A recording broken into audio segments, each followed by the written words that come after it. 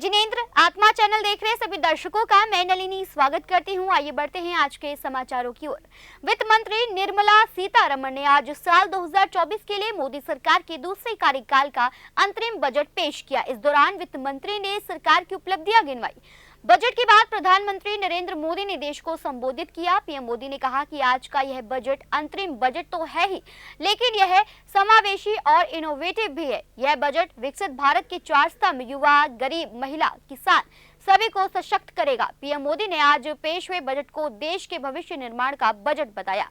संसद में वित्त मंत्री निर्मला सीतारमण ने आज अंतरिम बजट पेश किया। निर्मला सीतारमण ने बजट 2024 स्पीच में टैक्सेशन में कोई बदलाव नहीं करने का प्रस्ताव दिया। सीतारमण ने इंपोर्ट ड्यूटीज समेत डायरेक्ट और इनडायरेक्ट टैक्स के लिए मौजूदा टैक्स रेट्स बनाए रखने का प्रस्ताव दिया। अब इस बजट भाषण पर प्रधानमंत्री नरेंद्र मोदी ने कहा कि यह बजट विकसित भारत को समर्पित है। पीएम मोदी ने इस मामले पर अपने संबोधन में कहा कि यह अंतरिम बजट समावेशी और नवोन्वेषी है।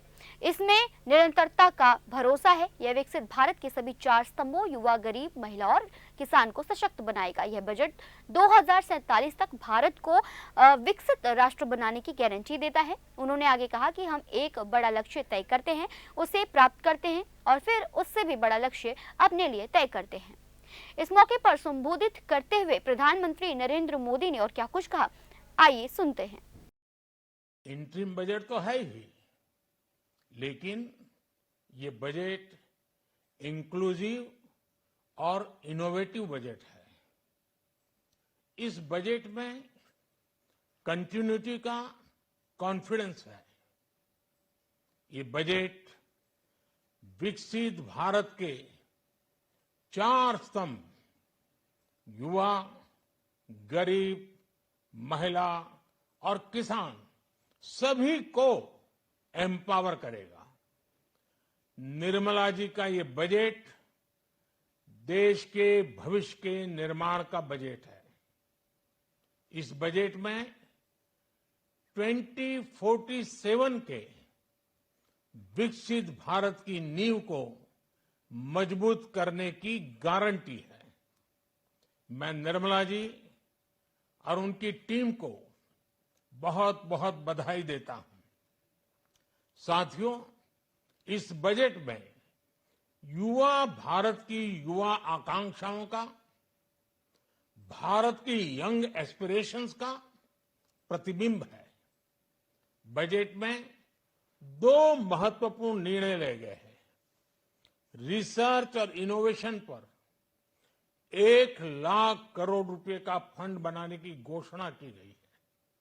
बजट में स्टार्टअप्स को मिलने वाली टैक्स छूट के विस्तार का भी ऐलान किया गया है। साथियों, इस बजट में फिस्कल डेफिसिट को नियंत्रण में रखते हुए कैपिटल एक्सपेंडिचर को 11,11,111 करोड़ रुपए की ऐतिहासिक ऊंचाई दी गई है। अर्थशास्त्रियों की भाषा में कहें तो एक प्रकार से स्वीट स्पॉट है। इससे भारत में 21वीं सदी के आधुनिक इंफ्रास्ट्रक्चर के निर्माण के साथ ही युवाओं के लिए अनगिनत रोजगार के नए अवसर तैयार होंगे।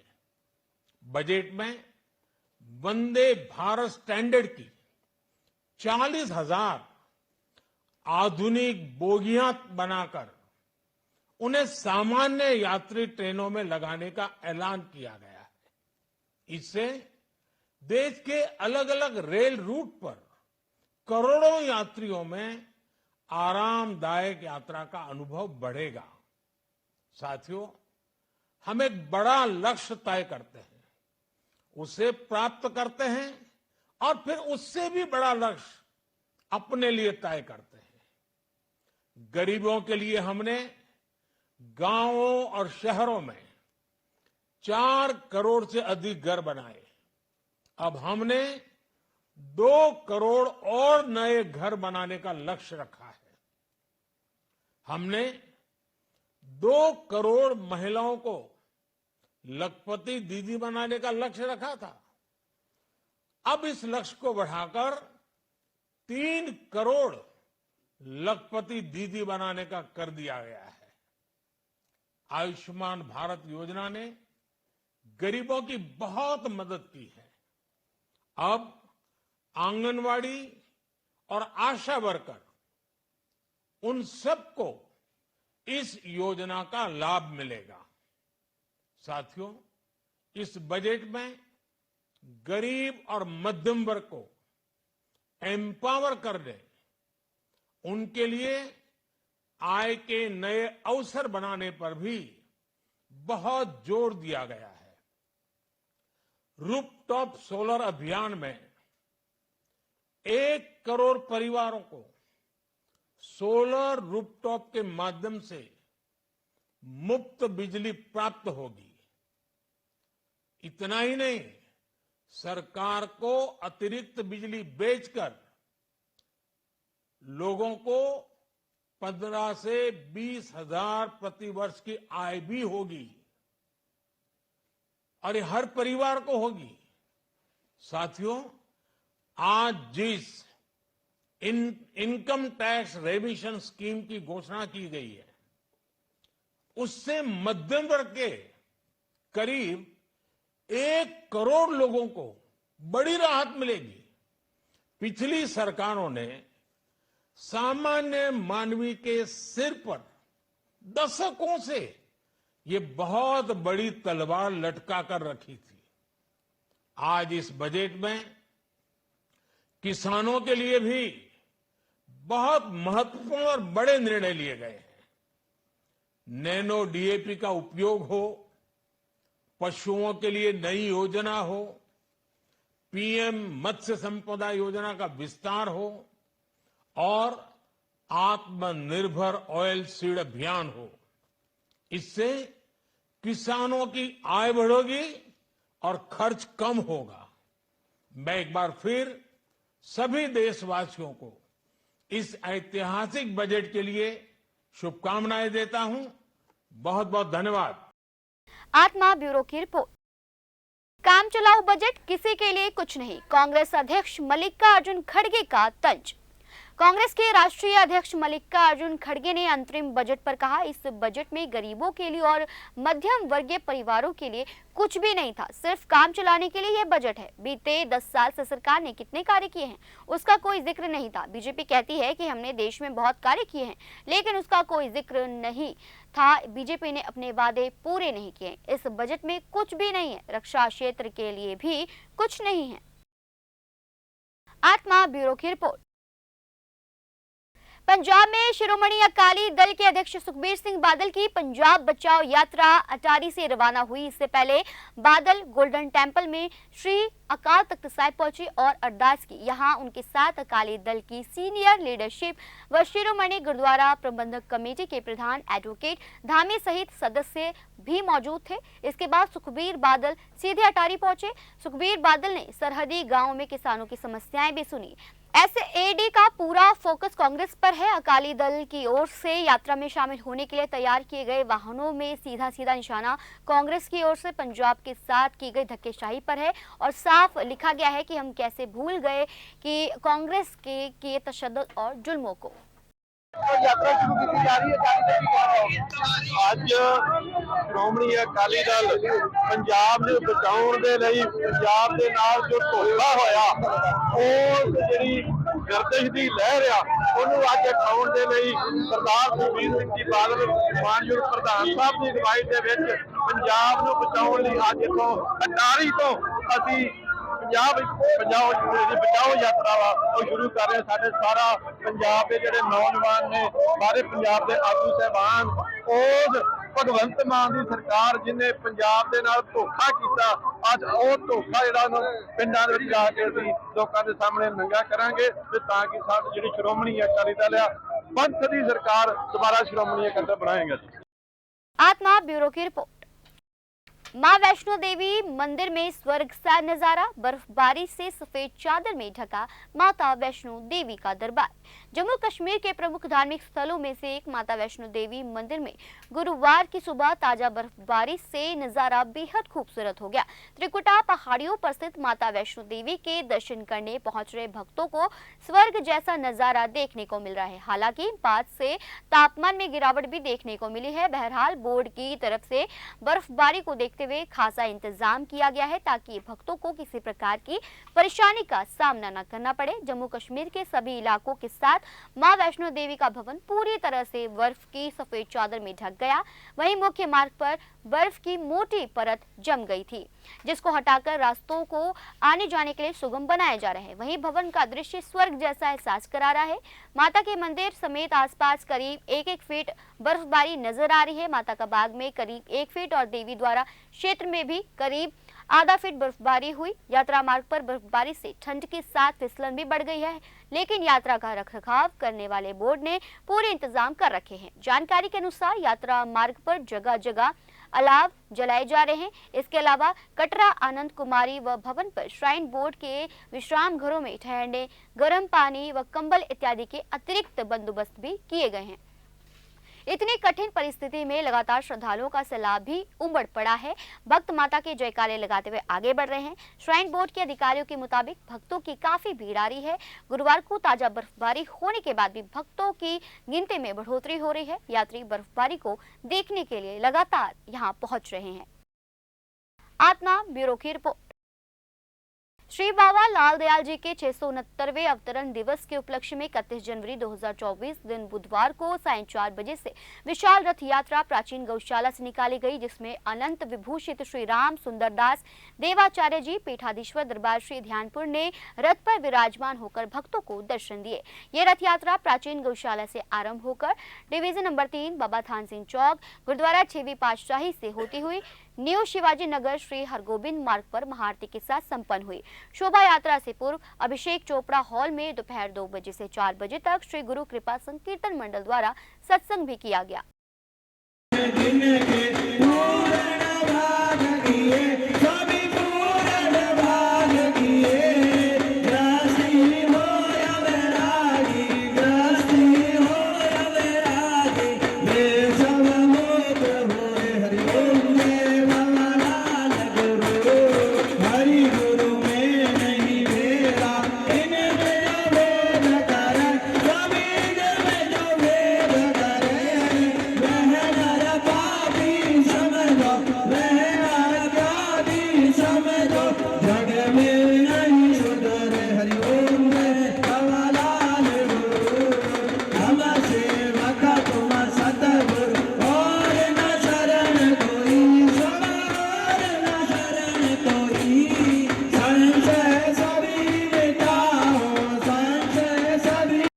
लुधियाना से नवल की रिपोर्ट।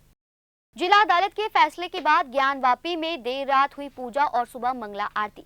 वाराणसी जिला अदालत के फैसले के बाद प्रशासन ने ज्ञानवापी मस्जिद स्थित व्यास जी तहखाने में रात 2 बजे पूजा पाठ शुरू करवा दिया, जिसके बाद गुरुवार सुबह से ही दर्शनार्थियों में भी उत्साह देखने को मिला। कोर्ट के आदेश के बाद 24 घंटों के भीतर ही वाराणसी जिला प्रशासन ने बुधवार देर रात बैरिकेडिंग हटवाकर ज्ञानवापी मस्जिद स्थित व्यास जी तहखाने में पूजा शुरू करवा दी। बीती रात लगभग 1:30 बजे जिला प्रशासन ने व्यास जी का तहखाना खुलवाया। उसके बाद करीब 2 बजे पहली पूजा की गई। इसके बाद गुरुवार सुबह मंगला आरती भी की गई। पूजा शुरू होने के बाद सुबह से ही दर्शनार्थियों में उत्साह देखने को मिल रहा है। आज सुबह ज्ञानवापी गेट नंबर 4 पर सुरक्षा व्यवस्था मुस्तैद दिखाई दी। व्यवस्था बनाए रखने के लिए यहाँ पर पुलिस को तैनात कर दिया गया। इसके साथ ही जो यहाँ के पुजारी हैं उनमें काफी उत्साह देखने को मिला। उनका कहना है कि 31 साल पहले जो काली चादर थी उसे अब हटा दिया गया है। दर्शनार्थी सबसे पहले तहखाना का दर्शन करके बाबा विश्वनाथ का दर्शन कर रहे हैं। गौरतलब है कि 1991 में तत्कालीन मुलायम सिंह सरकार के आदेश पर व्यास जी के तहखाने में पूजा बंद करवा दी गई थी और वहां लोहे की बैरिकेडिंग कर दी गई थी, जिसके बाद ही हिंदुओं में आक्रोश था। लेकिन लंबी कानूनी लड़ाई के बाद व्यास जी के तहखाने को खोलने और पूजा पाठ कराने का आदेश वाराणसी जिला अदालत ने दिया। फैसला आने के 24 घंटे के अंदर ही जिला प्रशासन ने उसका अनुपालन करवा दिया। इस पर हिंदू पक्ष के वकील विष्णु शंकर जैन ने कहा कि 1991 में मुलायम सरकार ने बिना किसी नोटिस के ही पूजा पर रोक लगा दी थी। अब फैसला आया है तो सरकार ने उसका अनुपालन करवाया है। आत्मा ब्यूरो की रिपोर्ट। 100 वर्षों से लकड़ियों पर टिका प्राचीन राधा कृष्ण मंदिर, दूसरे मंदिरों से अलग यहाँ के नियम। भारत में अनेकों मंदिर विख्यात है जिनकी अपनी अलग अलग मान्यताएं हैं। वहीं एक अलग और विभिन्न मंदिर के बारे में आज आपको बताने जा रहे हैं, जिसके बारे में आपने शायद ही सुना होगा। जबलपुर में संस्कार धानी में कोतवाली थाना क्षेत्र से महज 100 मीटर की दूरी पर स्थित प्राचीन राधा कृष्ण मंदिर करीब 100 वर्षों से लकड़ियों पर टिका है। जी हाँ, मंदिर की छत लकड़ी के मोटे मोटे गाटर पर टिकी हुई है, लेकिन आज तक इन्हें आंच भी नहीं आई। मंदिर के पुजारी अनिमेश पटेरिया ने बताया कि यह मंदिर लगभग 100 वर्ष पुराना है और इस मंदिर को संभाल रहे वह अपने वंश की 5वीं पीढ़ी है। 918 में उनके वंश के लोगों ने श्री राधा कृष्ण के इस मंदिर की सेवा शुरू की थी। अनिमेश ने बताया कि मंदिर तो 100 वर्ष पुराना है, लेकिन मंदिर में स्थापित श्री कृष्ण की प्रतिमा लगभग 500 वर्ष पुरानी है। इस मंदिर से पहले इस जगह के पास ही एक और मंदिर बना था जहां पर श्री कृष्ण स्थापित थे। मंदिर की हालत बाद में जर्जर हो जाने के कारण श्री कृष्ण की प्रतिमा को इस मंदिर में स्थापित कर दिया गया। अभिषेक ने बताया कि श्री राधा कृष्ण की यह प्रतिमा गोंडवाना काल की है। इस प्रतिमा की पूजा खुद रानी दुर्गावती करने यहाँ पर अपने घोड़े पर सवार होकर आती थी। साथ ही मंदिर में लगी श्री कृष्ण और राधा के कई छाया चित्र भी लगभग 100 वर्ष पुराने ही बताए जाते हैं। मान्यता है कि 500 वर्ष पुरानी यह प्राचीन और दैविक प्रतिमा जिनके दर्शन मात्र से भक्तों की मनोकामनाएं पूर्ण हो जाती है। वहीं मंदिर के पुजारी अनिमेश ने बताया कि यहाँ पर श्री राधा कृष्ण की बाल सेवा होती है, जिसमें और मंदिरों की तरह इस मंदिर के नियम कुछ अलग हैं। यहाँ सुबह सुबह आरती के बाद 10 बजे राजभोग, तत्पश्चात उसके बाद शाम 5 बजे के पट ठंड के दिनों में बंद कर दिए जाते हैं। उसके बाद गर्भगृह के निकट जाने की किसी को इजाजत नहीं होती है। मंदिर परिसर को आकर्षक बनाने के लिए मंदिर की दीवारों पर कई प्रकार के आईने लगाए गए हैं। साथ ही आज भी मंदिर में पुराने जमाने के कांच के लैंप का इस्तेमाल किया जाता है। आत्मा ब्यूरो की रिपोर्ट। पहाड़ों पर बर्फ का सूखा खत्म हो गया है। हिमाचल प्रदेश से श्रीनगर तक अच्छी बर्फबारी से जहां सैलानियों के चेहरे खिल गए हैं, वहीं स्थानीय लोगों की दुश्वारियां भी बढ़ गई हैं। पंजाब, हरियाणा समेत उत्तर प्रदेश के मैदानी राज्यों में भी कभी धूप तो कभी कोहरे की आंख मिचौली के बीच बुधवार को मौसम का मिजाज बदल गया। सुबह से रुक रुक कर हल्की और तेज बारिश से ठिठुरन बढ़ गई है। शाम को नोएडा समेत एनसीआर में ठीक ठाक बारिश दर्ज की गई। पहाड़ी राज्यों जम्मू कश्मीर, हिमाचल प्रदेश व उत्तराखंड में बारिश के साथ ऊंचाई वाले क्षेत्रों में भारी हिमपात हुआ। इससे आम जनजीवन पूरी तरह से अस्त व्यस्त हो गया। हिमाचल प्रदेश में 4 राष्ट्रीय राजमार्ग समेत 130 सड़कें और बिजली के 395 ट्रांसफार्मर ठप हो गए। बर्फबारी में फंसे 300 सैलानियों को सुरक्षित जगह पहुंचाया गया है। पहाड़ी प्रदेशों में 4 फरवरी तक ऐसा ही मौसम रहने का अनुमान है। आईएमडी के महानिदेशक मृत्युंजय महापात्र ने बताया कि फरवरी में उत्तर भारत में सामान्य से अधिक बारिश होने की संभावना है। उत्तर भारत में जनवरी में केवल 3.1 मिलीमीटर बारिश दर्ज की गई, जो 1901 के बाद से दूसरी सबसे कम बारिश है। उन्होंने आगे बताया कि मध्य भारत में भी सामान्य से लेकर सामान्य से अधिक बारिश होने की संभावना है। वहीं दक्षिण प्रायद्वीपीय भारत में सामान्य से कम बारिश होगी। इस अवधि में देश के ज्यादातर हिस्सों में न्यूनतम तापमान सामान्य से अधिक रहने की उम्मीद है। उत्तर पश्चिम, पश्चिम मध्य, पूर्वोत्तर और पूर्वी भारत के अधिकतर हिस्से में अधिकतम तापमान सामान्य से अधिक रह सकता है। प्रायद्वीपीय भारत और पूर्व मध्य भारत के कुछ हिस्सों में अधिकतम तापमान सामान्य से कम रह सकता है। आत्मा ब्यूरो की रिपोर्ट। मां वैष्णो देवी मंदिर में स्वर्ग सा नजारा, बर्फबारी से सफेद चादर में ढका माता वैष्णो देवी का दरबार। जम्मू कश्मीर के प्रमुख धार्मिक स्थलों में से एक माता वैष्णो देवी मंदिर में गुरुवार की सुबह ताजा बर्फबारी से नजारा बेहद खूबसूरत हो गया। त्रिकुटा पहाड़ियों पर स्थित माता वैष्णो देवी के दर्शन करने पहुंच रहे भक्तों को स्वर्ग जैसा नजारा देखने को मिल रहा है। हालांकि बाद से तापमान में गिरावट भी देखने को मिली है। बहरहाल बोर्ड की तरफ से बर्फबारी को देखते हुए खासा इंतजाम किया गया है ताकि भक्तों को किसी प्रकार की परेशानी का सामना न करना पड़े। जम्मू कश्मीर के सभी इलाकों के साथ मां वैष्णो देवी का भवन पूरी तरह से बर्फ की सफेद चादर में ढक गया। वहीं मुख्य मार्ग पर बर्फ की मोटी परत जम गई थी, जिसको हटाकर रास्तों को आने जाने के लिए सुगम बनाया जा रहा है। वहीं भवन का दृश्य स्वर्ग जैसा एहसास करा रहा है। माता के मंदिर समेत आसपास करीब 1-1 फीट बर्फबारी नजर आ रही है। माता का बाग में करीब 1 फीट और देवी द्वारा क्षेत्र में भी करीब आधा फीट बर्फबारी हुई। यात्रा मार्ग पर बर्फबारी से ठंड के साथ फिसलन भी बढ़ गई है, लेकिन यात्रा का रखरखाव करने वाले बोर्ड ने पूरे इंतजाम कर रखे हैं। जानकारी के अनुसार यात्रा मार्ग पर जगह जगह अलाव जलाए जा रहे हैं। इसके अलावा कटरा आनंद कुमारी व भवन पर श्राइन बोर्ड के विश्राम घरों में ठहरने, गर्म पानी व कंबल इत्यादि के अतिरिक्त बंदोबस्त भी किए गए हैं। इतनी कठिन परिस्थिति में लगातार श्रद्धालुओं का सैलाब भी उमड़ पड़ा है। भक्त माता के जयकारे लगाते हुए आगे बढ़ रहे हैं। श्राइन बोर्ड के अधिकारियों के मुताबिक भक्तों की काफी भीड़ आ रही है। गुरुवार को ताजा बर्फबारी होने के बाद भी भक्तों की गिनती में बढ़ोतरी हो रही है। यात्री बर्फबारी को देखने के लिए लगातार यहाँ पहुंच रहे हैं। आत्मा ब्यूरो की रिपोर्ट। आज के समाचार बस यहीं तक। कल फिर हाजिर होंगे कुछ नए समाचारों के साथ। तब तक आप देखते रहिए आत्मा चैनल। धन्यवाद।